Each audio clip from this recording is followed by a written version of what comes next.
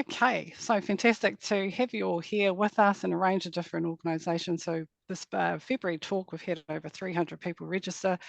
Post the talk, we do share this out on our Pānui, our monthly one. We'll also send it out to you if you've signed up with us, and we have a Spotify as well if you want to listen to it on audio. So this talk has been, we came up with this talk based on the survey results from our State of the Sector survey that we sent out last year, and we had fantastic response. And it was really trending last year, I think, was about succession planning. I was getting asked lots of different questions about what to do, how to do it. And also so many chairs who are like, oh, I think I'm going to step down. I really need somebody. And what do we do? And things like that. So today's conversation is going to be couched around how do we look to succession planning for our boards and our board culture, but also some recruitment tips around for general managers, things like that.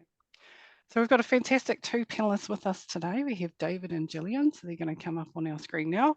And we're going to hit them with the hard questions because they can take it because the HR experts, all those things. So if they could just share something about why do they love HR, just out of interest. So we'll start with David. Kia ora, David. Kia ora, ngā mihi kia koutou, ngā mihi kia me mua te Māori, ko David Hammond taku ingoa, and I'm the head of consulting and public sectors for Tribe Leadership Executive Search. Why I love HR, I don't actually call myself HR to be quite honest with you, but what I do love is I'm legacy motivated, not commercially motivated. And I love placing the right leaders in who are going to take New Zealand forward in all the different spaces that we move in. You know, small country, the middle of the big ocean, you know, leadership is one of the most amazing resources inside New Zealand. So I love unlocking it, and I love placing the right people into their roles and seeing them flourish and thrive. Nice. Great person to be connected with, all of those of you looking out for good roles. Hit David up. And over to you, Gillian. Kia ora. Kia ora. Thanks for having me today. So I'm an HR tragic. I love HR, and I've I studied economics and then went straight into HR. So I love the combination of how do we get the best from our people for the support of a healthy economy. So that's always my sweet spot. So now I've run my own consultancy focused on what can we do for a better future of work. And I think there's no better question than that for me in terms of what HR can really put our energy into. So that's my thing. Yeah. Great. And you might be able to share a little bit about your thing, which is around remote working. So yeah, 100% behind that. Yes. Yeah. That's the way to operate. But yeah, so great to have two very experienced HR professionals. Yeah, we'll probably move away from that word a bit. But yeah, I think it's the interesting one because I'd like to see what you both think around what kind of support do you think not-for-profits have in this? Do you think we're well resourced? Do we have access to recruiters, HR support, advice? If not, why not? What's some kind of trends or insights that you think for a whole sector, bearing in mind we've got like 115,000 not-for-profits, I think it's like 29,000 charities. So yeah, just some high level kind of thoughts. What do you think? It's really high level. It's about 50 questions in there. I'm going to take one piece of it. Okay. I'll let Gillian do all the rest. So I work a lot with boards, both in the design of boards and the competencies or skills matrix kind of frameworks. I unfortunately have to remove boards from time to time as well. And if I have a look in the not-for-profit sector, I don't think it's all about money. It's the boards, the appointment of boards for me is horses for courses. For instance, one board that was not the right board for a community-facing sector were all pretty high-powered sort of IODE type directors, but actually the type of governance they needed was community-connected, community-facing governance, invested governance, a chair who could really mentor well the chief executive, and brought the range of skill sets that you need to round out a board. I'll stop it there. Okay, and Gillian, thoughts about what we might have on tap for us really around how we do recruitment or lack of? Have you got some insight? I mean, you know, I've been on a couple of not-for-profit boards and community boards myself, and often, you know, the reason I've been invited to join is because I've got that HR background, and I think so often, you know, now I'm doing some work in governance. I do some work for HRNZ, which is the professional body for HR professionals, and I'm now working with HR leaders to help us understand as a profession what we can do to help support better governance, whatever organisation we're working with or for. And I think there's a lot of growth, there's a lot of headroom to grow. And one of my observations is historically we've really kind of undersold the need for that HR experience and HR expertise on a board. One director, very experienced director who I've been working with for the HRNZ program, for the, you know, the HR kind of leadership program that we've been doing in this area, she said to me, we need you as HR professionals, even if we don't know it.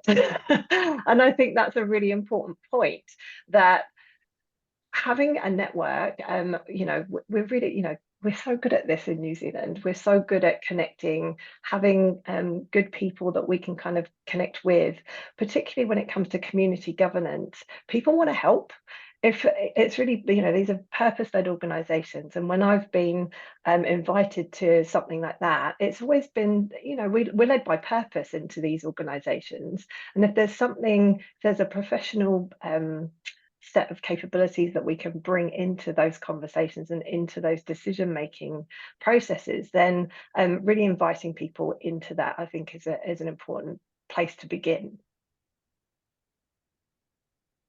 Can I add something Yes. to that? Yeah, I thought you looked like you're wanting to, David. Pensive look. One thing I would say, which is the connection between HR that Gillian was talking about and boards, is that I personally think it's really critical to make sure that the choice of governance board members is on a merit-based appointment kind of process, as well as the different lenses you need to put on it, like it could be geography or it could be diversity or so on. But actually being structured around what skill sets you need, I think, is absolutely critical. And some people say, oh, we can't find people. I know that, but the mistake is tapping people on the shoulder for boards that you know, because you tend to get the same like-mindedness on the board, and not necessarily the coverage of the skills to manage a chief executive. One of the issues that I'm facing in a lot of for-purpose organisations is the unnecessary resignation of chief executives. And one of the drivers of that is because the board itself is not that experienced, due respect, bless, in the governance side of it, and they don't have really good structures around chief executive KPIs or chief executive performance, remuneration, and professional development policies. And when the structure is not in place around that, it becomes an environment where a chief executive is not safe, they don't feel appreciated, and so often, you know, one of the things I get pulled into do is actually put that type of framework in place, and often before you go to market to look for a chief executive, because they're looking today for that kind of solid security in the board that they're going to, and they've got more choice today than they ever had. That's part of the issue. So I'll just throw that out there, Rose. Yeah, no, it's great, and it's because there's kind of two things I'd like for us to dig in on this talk today, but it is around building the good capability around the board, but also looking after that CE or general manager. So we might get into that one a bit on the later. But I am interested to know, for those joining on the call, if they've got some specific questions, please put them in the chat. And this is the opportunity to ask those kind of questions. But at a kind of high level across the sector of not-for-profits, I haven't seen, just what Gillian's saying, seen many HR skills governors on board. So yeah, that kind of process isn't shared out there as much as it could be, where we might go out to market and we've forgotten to do a whole manner of things. So just what you're talking about, David, too. But I think, again, it's probably connecting in with either growing that board you know, it's not just the marketing person you need or the fundraiser person you need or the something. Potentially it is around someone with the recruitment expertise that could really add value to the board, and especially if you're looking at succession planning. So if you're looking at how to the skill set that you need coming up, where do you go? And so is there any other like community resources or partnerships that you've seen that we can access? So yes, I understand that there's some of our bigger charities and entities, they can access really fantastic expertise, but when you're kind of like a bit more grassroots, like where do you go to seek out the skill set that we could do with? So I'll start, and well, Gillian, in my view, it's not actually that particularly difficult to develop a skills matrix for a board. I don't think it's hard at all. I have resources I'm happy to share, to be quite honest with you. Have just done one for a board I work with, which is Waitangi. So I work with the Waitangi National Trust and the board that sits under them. And so I'm just refreshed the skills matrix for that board. Part of it is just the advisor. It's not about a template, to be quite honest with you.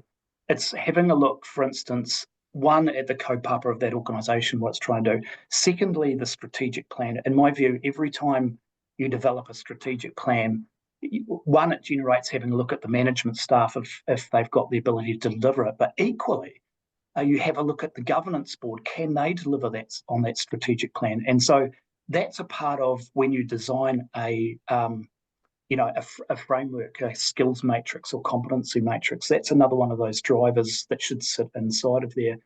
So, that didn't really answer your question, apart from one, I think you can do these things yourself with some good guidance and resources. But secondly, take into consideration the strategic direction where you're going as an organisation when you are developing that kind of matrix. Yeah. And That's a fantastic kind of, I really probably dig a little bit about that. But yeah, I haven't heard someone push back a little bit on the board. You know, do we have the skill sets to deliver? That is a fair question, because as we know, on the flip side, those working in the management of a not-for-profit, they're doing all the mahi, they're working super, super hard. And then maybe to see the board maybe not reading board reports or connecting out wider with funding like that can really start to peeve you off. So respectful practice, I think that's a fantastic one about pushing back. Can the board deliver on a strategic plan and equally on the management? Nice. Yeah, there's a couple of things that I'll build on, because I think, completely to talk about what you've just said there, David. And I think one of the things that I often see in any form of leadership is that we often focus on the technical skill or the technical experience of someone. And what we can sometimes neglect to dig a bit further into is what's the behavioral style of the leader that we need? That's more about, like you were talking about, the kaupapa, and what's the right kind of approach that we need for our organization. And sometimes, when you said I've worked with boards and chief executives where the trust and confidence is completely disintegrated and there's nothing left but an exit, and that's really it's for the organization loses so much, and so do and people's mana really suffers. So I think one resource that I would suggest people have a look at, for example, is can have a look at the leadership circle. What that does is it gives you a really full range of understanding about what type of leadership behaviors do we want to encourage, so they have a type of mindset, which is the creative mindset, is where you want people to move towards in leadership. And you want them to move away from and be aware of their reactive behaviors. Now, the reactive mindset is more when you're, the fear is in charge a little bit more than the creativity.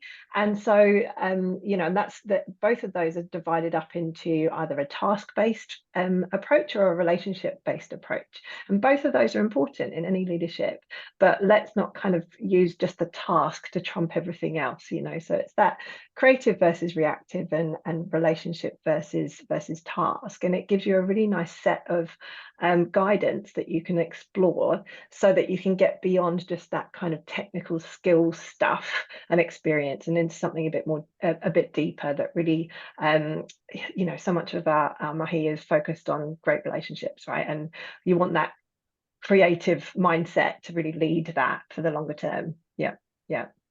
So I think that's some of the questions that are coming in are looking around that. So yes, it's about skill set, and that's clear, but then how are you trying to find potential candidates and making sure there's a values alignment? Because just what you're saying, it is around relationships and board culture and working together well with each other. So how do we look for that to bring on? And then also there was a bit about shoulder tapping. So how much are we doing, and vice versa of good practice and recruitment of board members? Yeah, I look at all those questions. There's just a million of them. I don't reckon we're going to touch too many of them, but I would be very happy if you printed out a list of those questions. I'd give my 10 cents worth on all of them. And, you know, if that's helpful. But on this one here, looking for board members is constant. And so I think it's a task of both the board members themselves, as well as the chief executive or general manager. In my view, there's nothing wrong with having good conversations with people, but so long as you have a competency matrix, you know, for what you need on the board. So just having a great conversation is not enough to tap them and you'd be a great board member. Yeah, probably, but they wouldn't necessarily be a strategic board member in the areas where you've got gaps or where you need them aligned to where you're trying to go strategically. So I think, but there's nothing wrong with having the conversations. It should be out there. If you need to step it up and you've got the resources to step it up, then obviously we'll go into my world of search, where we do headhunting, advertising, and the like. But you can do a lot of those functions yourself. So the advertising is quite easy through, you know, Point Better Boards or IOD on those sort of sites. Then you'll use LinkedIn quite a bit to seek it out to it, as well as sources. So those are people you work in similar areas or similar organisations, and you give them a call and say, "Hey, who do you know would be really brilliant for our board? We've got a gap in this sort of area at the moment." So they're the type of things that we personally do, you know, from our industry. And there's nothing wrong with other people picking that up, because you actually can and do a lot yourself. So I think it's just relentless. I'm a board chair myself of a fundraising organisation in New Zealand, and I find it relentless. You know, you're constantly looking. We know what we need. We actually haven't found someone for what we need for about a year. You know, that's the case. And I'm not going to put someone on there who to just fill a gap. I'm holding out to get the right person that we need. That's probably why this comes up a lot. Like I get asked about this all the time. I think about succession planning, what to do.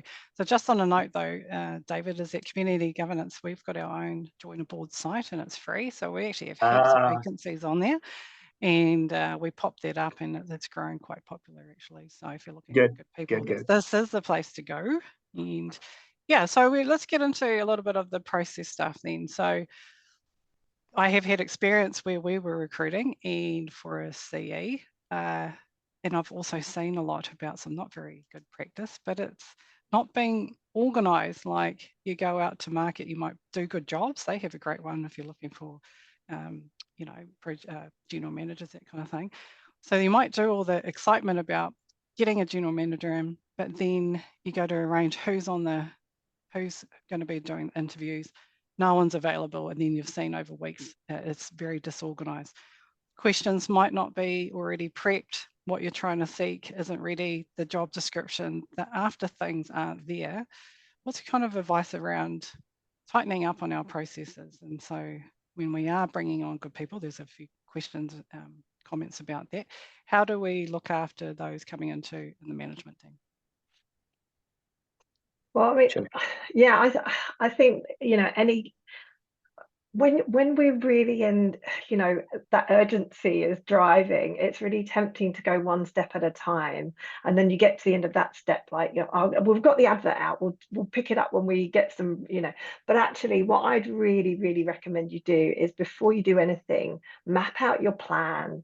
What is your recruitment and selection process going to look like, right the way through to, you know, how are we going to onboard when we do find this, you know, our unicorn that we're looking for, how are we going to onboard them, and what support do we need to put in place?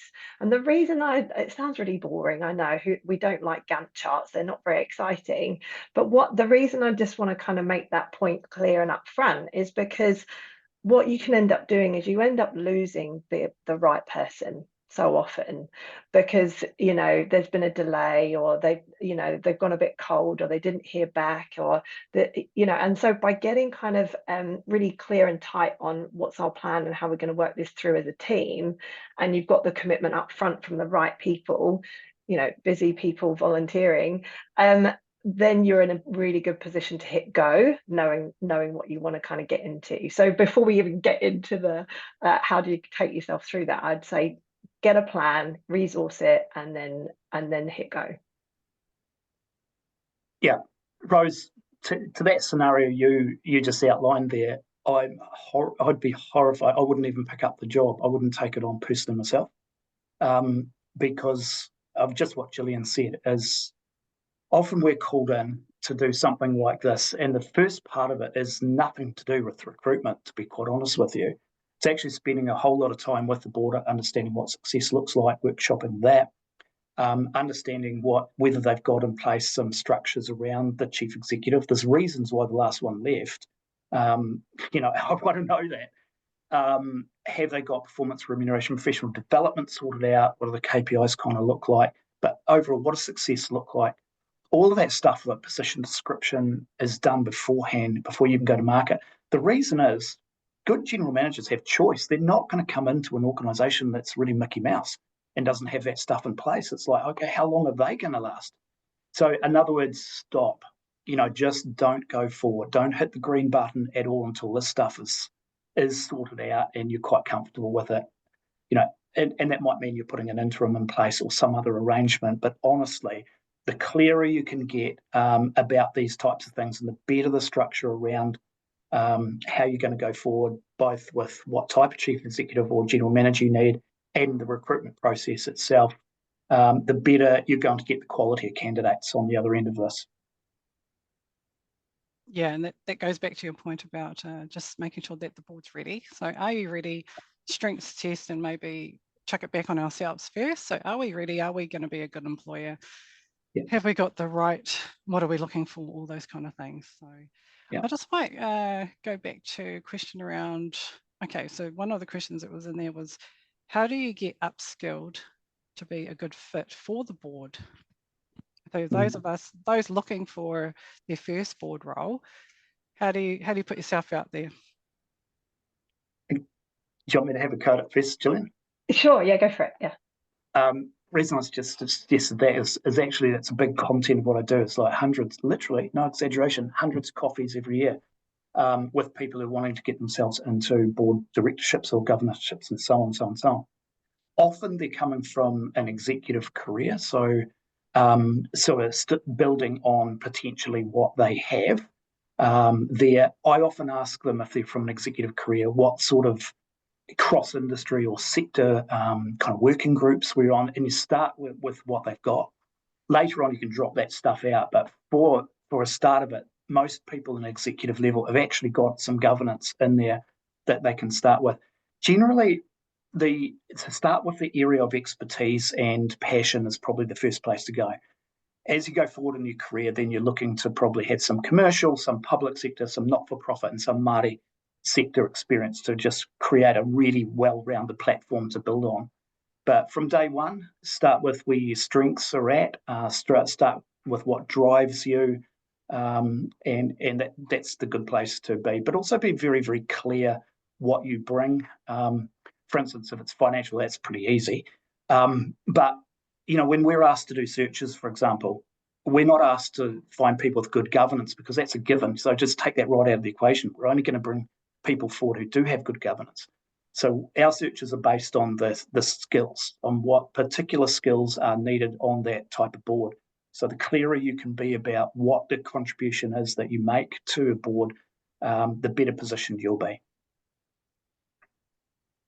Yeah, I would agree with that. And I think, you know, to build on that is be clear about what you're not bringing as well, because particularly in community governance, you know, like it's the never ending, isn't it? You know, and when you are passion led, you can find that everyone's exhausting themselves pretty quickly, right? So I think scoping is really important, and you know, being upfront about the scope on both sides, I think is really important upfront as well, because I've seen that fall over a number of times. I'm sure I'm not alone there.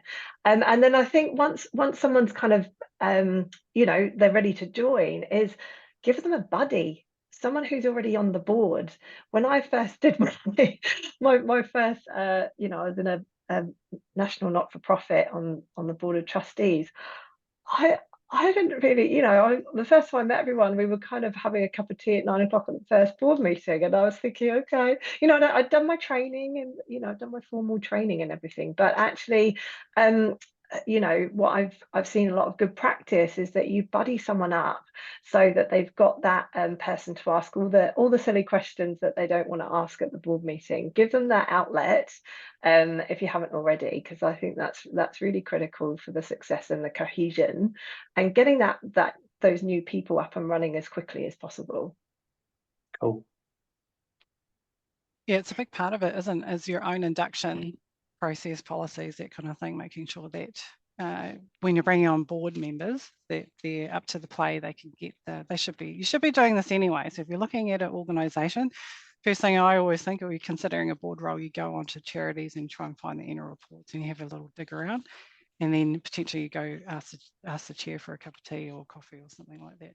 I think the other one that around looking for board members is being really clear about the time and commitment and what you're asking. So we could do a lot better in this space by just saying, especially those of us who are small organisations, grassroots, flex roots, is to say, we're going to need you for like 14 hours in the month. And it might be more than just governing. It's going to be a little bit of supporting a project or a committee or that kind of thing. So I think we probably just need to be a little bit clearer on timing, capacity, and not just say you're on a passive board, you're going to come on, you're not going to do anything, because that's actually not the reality for many of us. You have to do a bit of doing, you have to do a bit of connecting out, because we are quite resource time poor, that kind of thing.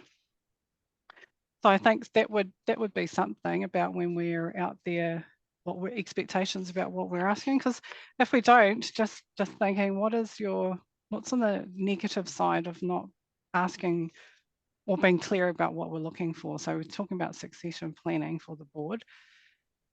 How do we make sure that we get the right person and prepare for what's coming up? I think that's where we need to be aligning, which is kind of back to what you were saying, David, about the strategy, the management, the focus, rather than, I know somebody, they're really cool, and I think we should bring them on. Yeah. Sorry, was that a question, Rose? Oh, just a bit about what else could we do in this space? Like any other resources? There's a question in there about many of us don't have an HR person, don't have that kind of expertise. How do we do that ourselves and get clear? And how do we make sure that we're not just sitting in a who's who or who we know? Do you know, one of the things I do quite a bit of is role descriptions for board members and also for board chairs. And in another setting, I actually do role descriptions for founders to try to understand what happens to founders when, you know, they're needing to move on, and how to stop interfering inside the companies, just make that darn clear. But working through something simple like a role description, I think it just clarifies a whole of that stuff you're talking about. But critical is the chair. So the chair is an invested role. It's not an honorary title. It's not a status title. It's an invested role, and the chair should be prepared to spend a heck of a lot more time than other board members are in making sure that their governance is going well, they're covering this, their relationship with the general manager or chief executive is excellent, the risk is being covered, and the strategy is being attended to. I'm just a fan of upping the capability and skill of the chair. I think they set a tone for this whole board by themselves, and I see too many passengers in the chair seat, which I'm not happy with. I think it is a serious role. If you're going to be a chair, then do it. Be a chair and take on the responsibility of that. Yeah, and I think I would, definitely agree with that. I think, kind of also aligned to, kind of complementary to that is kind of how do you make sure you've got ongoing support and advice for as things inevitably change, right? Because you can do what David suggested, which absolutely we need to be doing, but then that's risky, right? There's one person, the chair. So how do you make sure you've got that ongoing support that you need too, so that you can kind of keep refreshing as and when you need to? And like one thing you can do, so if you're looking for that HR professional expertise, HRNZ being the professional body for HR professionals in the country, you can you can sign up to be a member of them, for example, and then you can access free mentoring from HR professionals. There's people, it's a voluntary community thing, but then you can have that connection, you can ask that advice, you've got to phone a friend, and you've got access to their resources as well to help you with some of those HR questions around recruitment and performance and all those sorts of things. So I think that there are some really good people who really want to help, and some of those resources are easily accessible, readily accessible for you. Could I also just promote the board charter? Might frighten some people, and I've done one for National Hauora Coalition for Dame Paula, and by golly, that was quite a lengthy kind of board charter to the nth degree and for all sorts of things. But also just did one for Ronald McDonald House for their board, which was a 2-pager. But some of the drivers of those things are trying to get relationships right between the general manager and staff and the board, or when you've got a trust above a board, what the relationships, the expectations are. It's also a way of tucking in a code of conduct, if you like, or the expectations on board members in a non-threatening way. So I personally don't lead out with saying we need a code of conduct. I just don't do that. I put it inside a board charter, which means that you can deal with the fact that people are not turning up reading their papers and are not investing themselves enough, etc., through this kind of way. And so it's best to workshop it together as a board, so they're all coming along on the journey together. But it's the way the board chair can actually hold the line on some quality disciplines amongst board members, such as not turning up, having read the agenda. That's just unacceptable behaviour.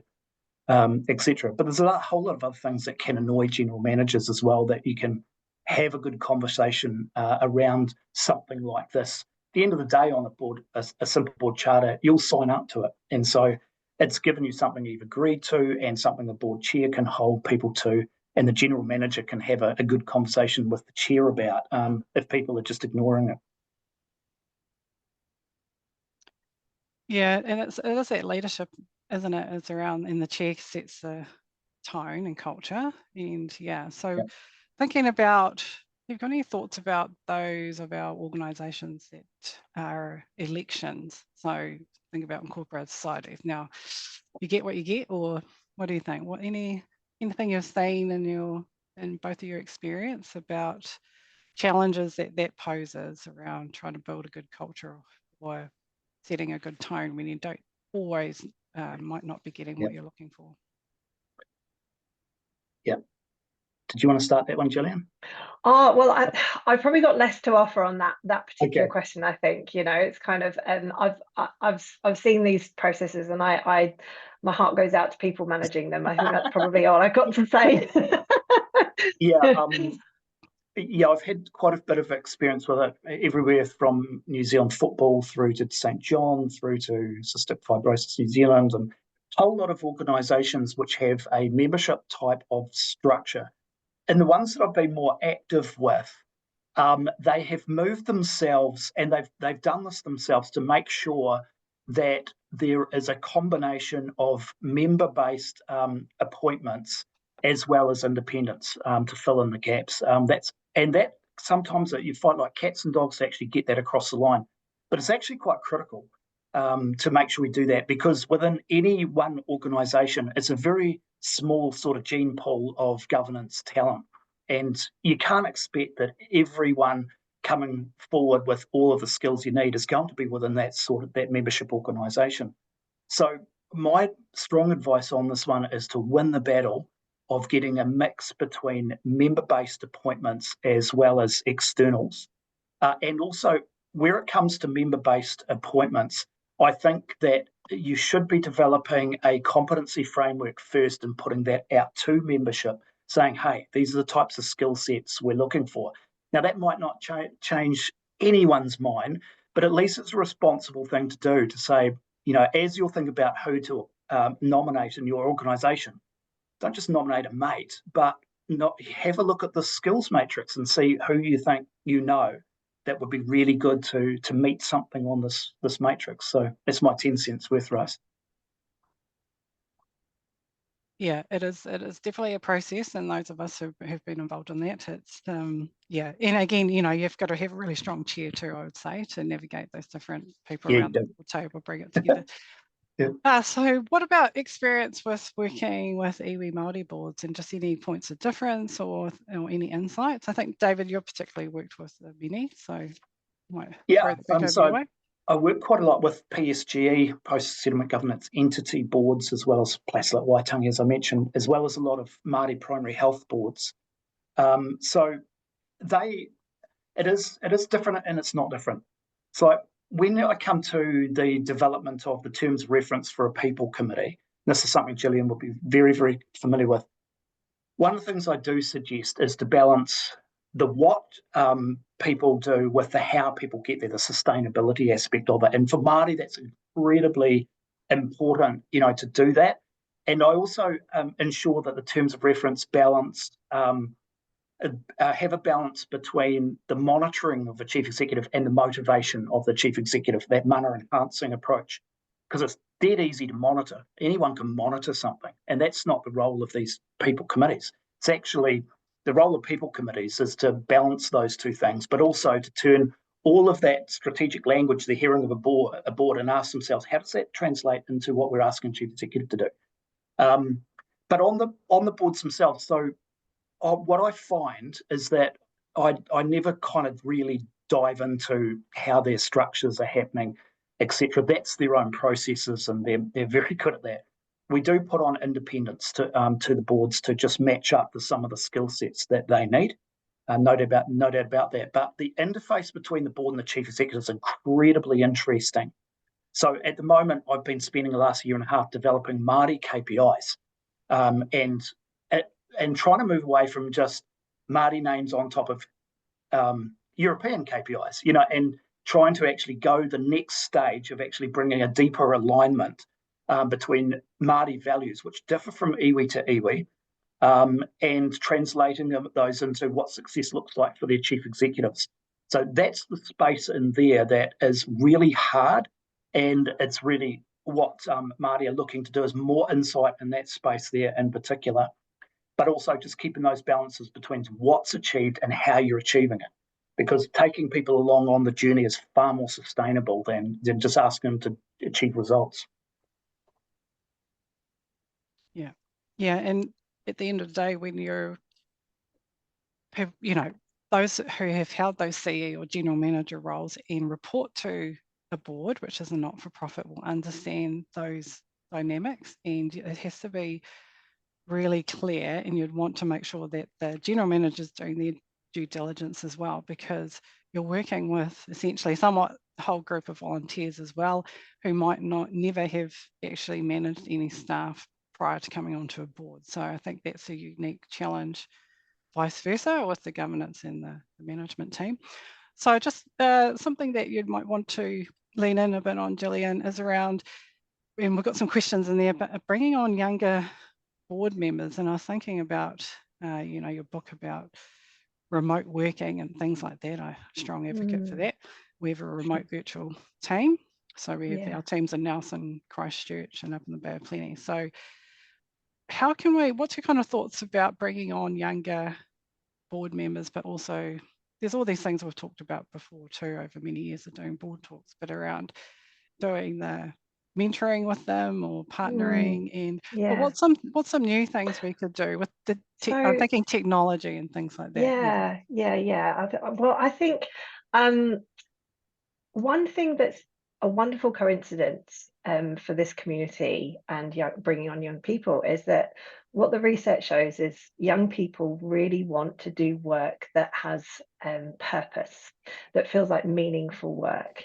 Now that's a human need. It's not just something that young people carry, but it's certainly something we're seeing is more expressed by younger generations. And so the opportunity to bring young people into boards is greater now than perhaps before, that they're and, you know, to kind of complement that, you know, if I think about the work that I do around, you know, flexibility, is young people really want the flexibility to have more than just their job in their life. it's they want their job to have meaning, but they also want to participate in community. They also want to spend time on maybe having a side hustle, whether that's a community thing or a for-profit thing they do for themselves. So I think this idea of a portfolio career means that there is space in young people's minds for participating in community and having a role to shape their community that they're part of, you know, through community governance. So that's the good news. I think some of the practices that I've seen work really well is reverse mentoring. So I don't know if any of you have come across that or used it yourself, but rather than, it's not that mentoring young people is a bad thing. Of course, young people, you know, we all want to learn from someone who's, you know, 3-4 steps ahead of where we would like to be in you know, in our future, and that's great, and let's keep doing that. But reverse mentoring is where the perhaps the young person is mentoring the experienced person, and that's quite a different dynamic that you're setting up. And what that puts, say you've got a board chair or board member who are looking to increase their you know, marketing or their reach into different communities, is going to those people and asking them to mentor you. So you go into that relationship with a learning mindset, and you're asking questions, you're curious. How would you want to find out about us and what we do?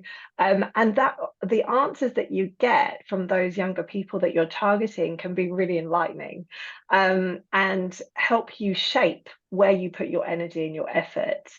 And also you start to kind of have fun with it and build those relationships in ways that you can't predict at the outset. So those reverse mentoring approaches, I've seen them huge success in all sorts of settings over many years. So yeah, that would be my top tip. We've in the work that community governance, so we've come across this quite a lot, and we've talked quite a bit about it, and well networked with young people. And so my kind of observations on it too is that we have to be really prepared to bring on that younger board member, and they don't also want to spend all day talking about certain things that we might think are of interest, or older board members might as well. So just being really clear around the direction of travel, I think, for young people about where you're going and where their interests lie, so you can match it up, because that's part of building a good board culture, is identifying the strengths and the passion that the person's coming to. If they really love working with volunteers, and maybe that's their kind of skill set, and you can help bring them in to support that kind of work. So kind of aligning the skill sets and interests means that you'll sustain it. They'll want to stay with you for a lot longer. We've got just a couple of funny comments coming in, which one was about they've got heaps of young people, and yeah, now they've got maybe someone saying, how old is that? 70s. So that's just when you kick off and you be like the president, isn't it? So yeah. There's no age limit in governance. That's what I say, especially for women. You can have a long career, so we have no tap out date. So yeah, good place to be. Okay, there's been heaps of questions coming in, which is fantastic, and lots of lots of different ones. So I'm just kind of scrolling through and having a bit of look. We do have one around for the very small. So not all of us have luxury of having a chief executive and a big team who deploy everything, and then the chair and the board would sit back and think, yep, that's a good day's work. So many in our community sector don't have that at all. So very, very small. Lucky I've got 1 or 2 people doing a lot of the work. So how do we, what I kind of, and again, another observation is, where does this become ineffective? We've got 6 to 8 board members and we have 2 staff. Now, I'm not quite sure on the, firepower here, but I can imagine that's a bit weighted a bit heavily, isn't it? But it happens. So, what do we do in this? Well, how do we get our boards, if it's a working kind of board, that needs to be that? So not just a passive when you've only got 2 staff. What can we do to grow that good board culture like that? Well, if you've got that many board members for 2 staff, you can share it with some of these other organisations that are texting here and can't get board people. You can share them. I think, you've got a basic of what you need to cover on a board. You do need governance, leadership. So chair role is really important, and someone who's extremely financially astute. I mean, if you're going to ask me for 2, I'd pick out those 2 are really important kind of roles. Do they need to be high-powered? No. They need to be a really good support to person. Yes, often they'll bring a general manager onto the board as well. Sometimes ex officio and sometimes as a full voting kind of board member. And that'll be the way that it stays for some time. If you ask me how to get the word out there about board members, I'd say do a brilliant job as an organisation. Make impact, be impactful, and get the word out there that you are an impactful organisation, that whatever you're funded for, you're actually achieving and doing amazing, brilliant results. The better you can get that out there, the more interest you definitely generate on people wanting to be a part of something that's actually working and hitting a pain point that New Zealanders feel. So I think, being open about impact and what you're doing and your achievements, singing it loudly from the various platforms is one of the best things you can do to attract board members. Well, I think Caitlin's in the chat has got a fantastic feedback. So they're saying social media wise, you're unlikely to find young people on LinkedIn. Too true.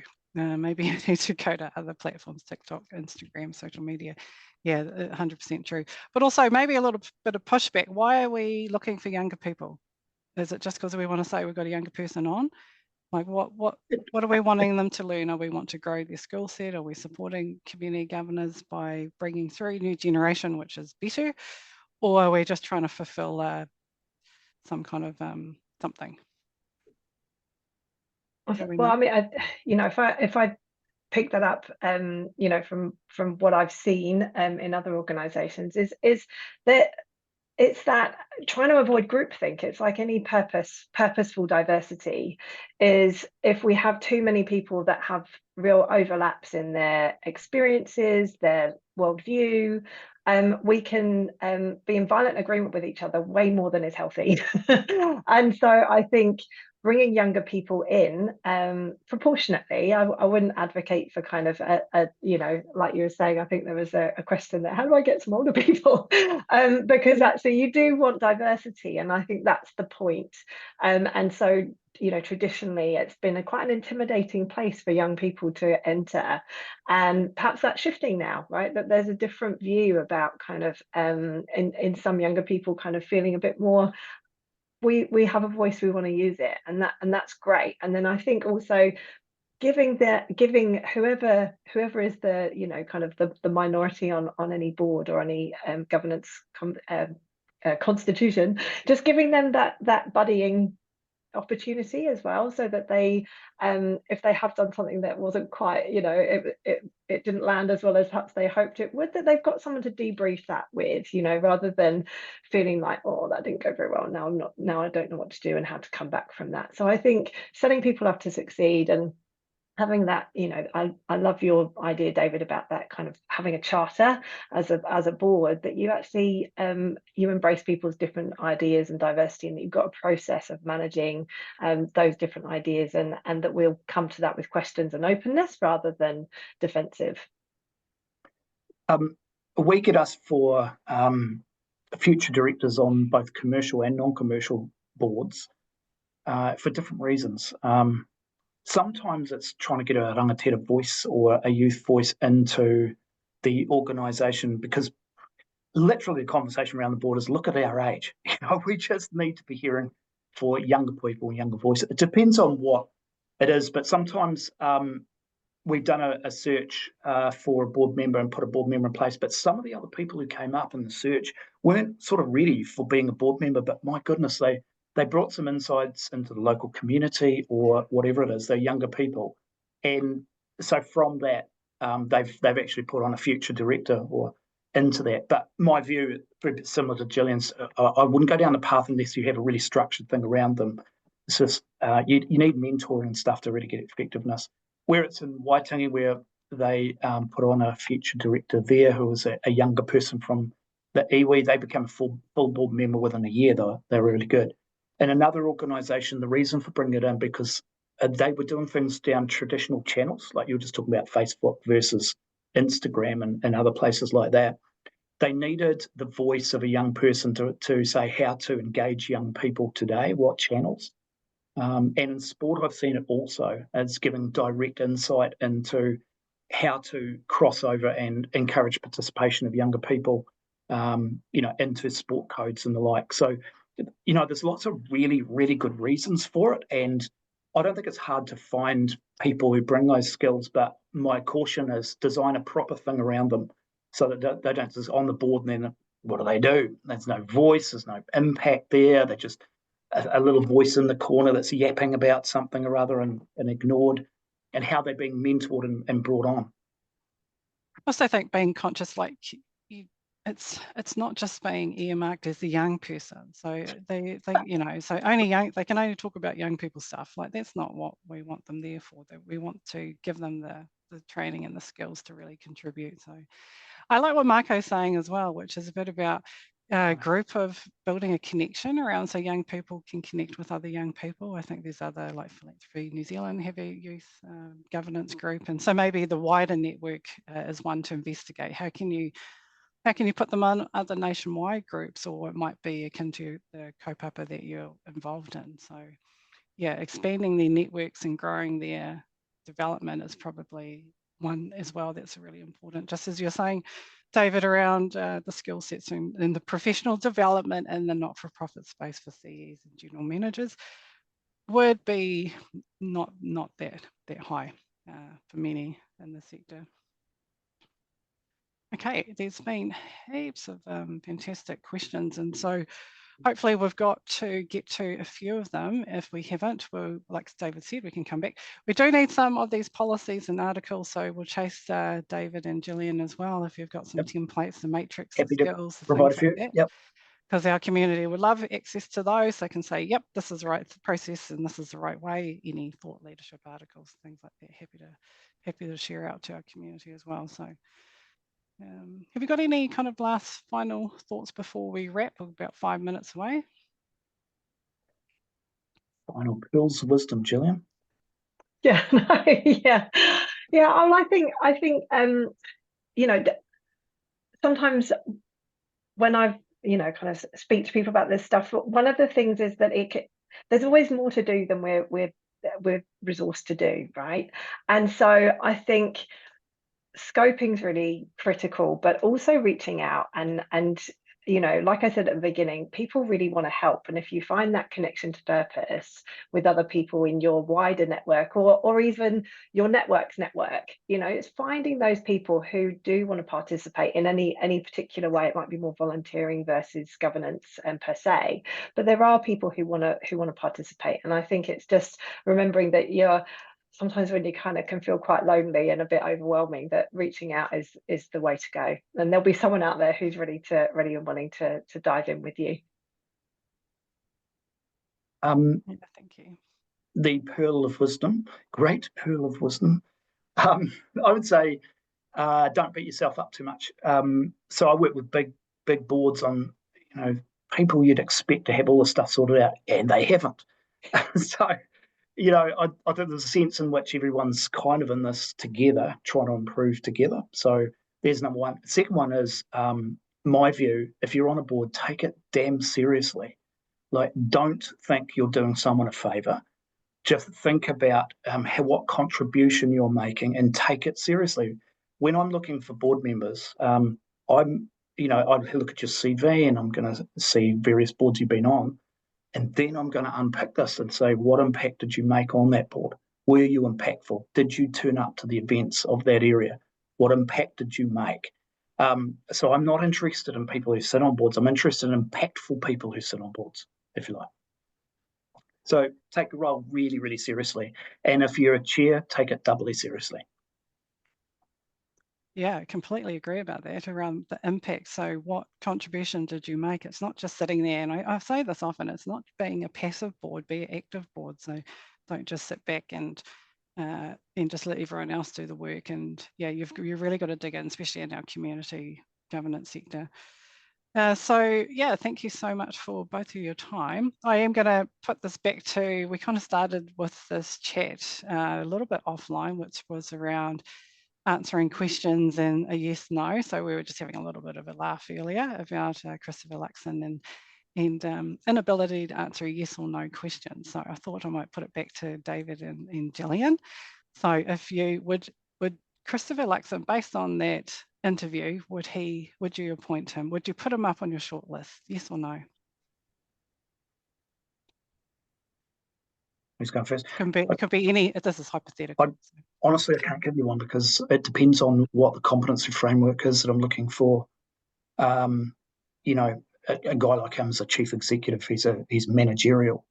So it depends on that competency framework that I'm looking for, but I'll be unpicking for impact behind it as well. Yeah. And I would probably add to that, we all have bad days, right? We're not always the last thing we did. So I think it's that kind of step back and look at the full picture, rather than hyper focusing on one particular incident that we've all had moments that we think could have done that differently. Yeah, can I say that the people we're appointing these days have high EQ people, as well as highly professional in their skills. They're high EQ, and that's what people are looking for in their leaders today. That is completely true, and emotional intelligence, all those things. So yeah, a bit of a tease with that one, but and also seeing if we could get a yes no out of these HR people. So no chance. We did it. No, we didn't. No. I said you're in the wrong job there. You got to be in the politics game, David. So yeah, just thank you so much to all the questions coming in. I know this has been asked about it. I come across it so often. I get asked all about succession planning. If you can't, also I just wanted to say to our community organisations, don't spend a huge amount of time just finding these board members. If you're doing this for the whole year, you've got to reprioritise, because we've got some urgent mahi kaupapa on our cards, economic, tax changes coming, all these things. So maybe if you can't find someone, you might just need to park it for a bit and refocus, would be my 2 cents worth. But yeah, thank you to everyone that has it did set off a few chats now about but thank you so many of you who joined us. We've had fabulous response. This board talk will be out, so you can listen on audio or video later, and also we'll try and share some of the feedback that we've received. So just to count down, thank you so much, and mā te wā, see you all again. Ngā mihi. Ngā mihi, kia ora koutou. Kia ora.